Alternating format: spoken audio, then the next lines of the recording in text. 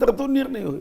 बरं, पण राज्यातले महत्त्वपूर्ण निर्णय मग ते महायुतीचे असू दे किंवा महाविकास आघाडीचे दिल्लीमध्ये होत असल्याचं स्पष्ट होताना दिसतं. मात्र दिल्लीमध्ये ज्या वेळेला मुख्यमंत्री पदासंदर्भातली चर्चा सुरू आहे तशीच मंत्रिमंडळाची देखील चर्चा सुरू असेल. मग या मंत्रिमंडळामध्ये जागा वाटपाचा किंवा मंत्रिमंडळामध्ये कुणाकुणाचा समावेश असेल याचा काही फॉर्म्युला महायुतीनं तयार केलेला आहे का? नाही, महायुतीचा फॉर्म्युला साधारणतः आकड्यांच्या बाबतीमध्ये आपण जेवढे आमदार आहोत त्या 43ने त्याला भागितलं पाहिजे. 43, कारण 15% 288च्या 15%.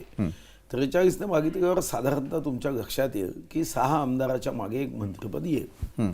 आणि त्या दृष्टीने मग तिन्ही पक्षामध्ये चर्चा होऊन त्या मंत्रिपदाच्या संख्येचं वाटप होईल. संख्येचं वाटप झाल्यावर विभागाचं वाटप होईल. विभागाचं वाटप झाल्यावर जिल्ह्यांचं वाटप होईल. अतिशय सोपी मार्गाने आमच्यामध्ये काही जागा, मंत्रिपद, खातं यासाठी काही तणाव आहे. मला वाटतं की असं दूरपर्यंत तणाव नाही.